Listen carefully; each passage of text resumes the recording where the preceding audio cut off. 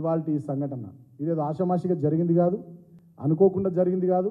నేను కాంగ్రెస్ పార్టీలో ఉన్నటువంటి దళితులు బహుజనులు మిమ్మల్ని కూడా స్పందించాలని కోరుతా ఉన్నా, పార్టీలో ఉన్నటువంటి వాళ్ళని కూడా స్పందించాలని కోరుతా ఉన్నా. కాంగ్రెస్ హైకమాండ్ కూడా దీని మీద స్పందించాలి డెఫినెట్గా.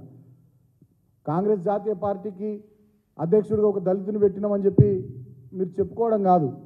మరి ఇక్కడ దళిత ఉప ముఖ్యమంత్రికి ఈ స్థాయిలో అవమానం జరుగుతూ ఉంటే మీరు మీదికి కూడా బొమ్మల్లాగా మా వాళ్ళని పెట్టుకొని ఈ స్థాయిలో అవమానిస్తూ ఉంటే ఏందన్నట్టు ఇది ఎటుపోతుంది సమాజం? ఈ టెక్నాలజీ యుగంలో ప్రతి ఒక్కరి చేతిలో సెల్ ఫోన్ ఉన్నటువంటి ఈ యుగంలో ప్రతి దళిత వర్గం ఇళ్లల్లో బీసీ వర్గాల ఇళ్లలో చదువుకున్న పిల్లలు ఉన్నటువంటి ఈ రోజుల్లో మా వర్గాలకు సంబంధించినటువంటి మంత్రుల్ని ఈ స్థాయిలో అవమానించడం అంటే ఇది రాచరికపు ధోరణి తప్ప ఇంకోటి కాదు, అహంకారపూరిత వైఖరి తప్ప ఇంకోటి కాదు.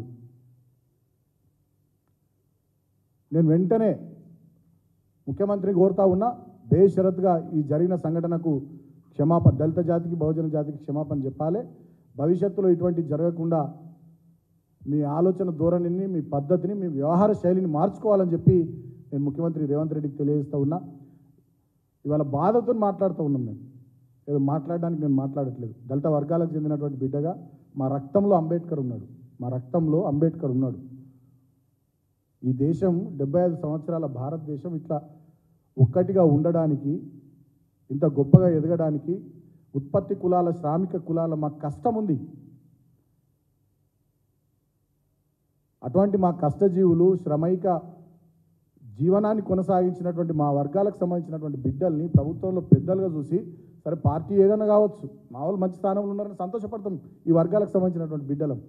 అటువంటిది మా వాళ్ళని ఇంత ఘోరంగా అవమానిస్తూ ఉంటే ఇది ఎట్టి పరిస్థితుల్లో మంచి సాంప్రదాయం కాదు. నేను కాంగ్రెస్ పార్టీలో ఉన్నటువంటి ఎస్సీబీసీ నాయకులకు విజ్ఞప్తి చేస్తూ ఉన్నా. అదేవిధంగా ప్రోగ్రెసివ్ థింకర్స్ కాంగ్రెస్ పార్టీలో ఉండేటోళ్ళు కానీ, బయట సమాజంలో ఉండేటటువంటి వాళ్ళు కానీ అందరినీ కూడా నేను వేడుకుంటున్నా, విజ్ఞప్తి చేస్తూ ఉన్నా.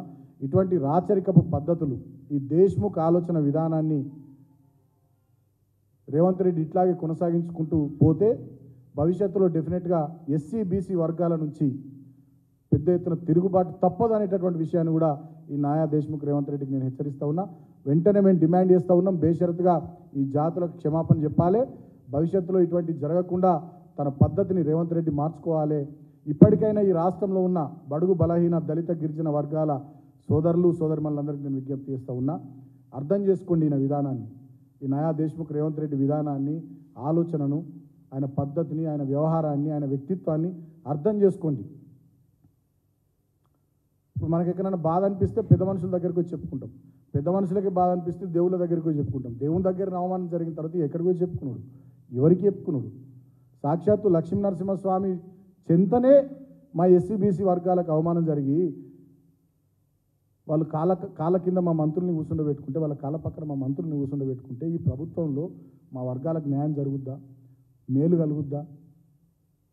అంటే ఇదెంత అణిచివేత ధోరణి, ఇదెంత ఫాసిస్ట్ వైఖరి, ఇదెంత అహంకార పూరిత వైఖరి, అంటే ఇది ఘోరమైనటువంటి అవమానం. ఇప్పటికైనా భవిష్యత్తులో ఇటువంటివి జరగకుండా తన పద్ధతిని రేవంత్ రెడ్డి మార్చుకోవాలి. బేషరతుగా ఈ సంఘటన మీద దళిత జాతికి బహుజన జాతికి క్షమాపణ చెప్పాలి. ఇక దీని మీద మేము ప్రెస్ మీట్ మాట్లాడినామని సోషల్ మీడియాలో ఇంకోటి స్పందించిరని మళ్ళీ ఎదురుదాడి చేయడము, ఏదో మసుబూసి మారేడుకాయ చేయడము, వాళ్ళతో వీళ్ళతో మాట్లాడి చేయడము ఇక అవ్వద్దు. మళ్ళా జరిగింది సంఘటన, ప్రపంచం అంతా చూసింది.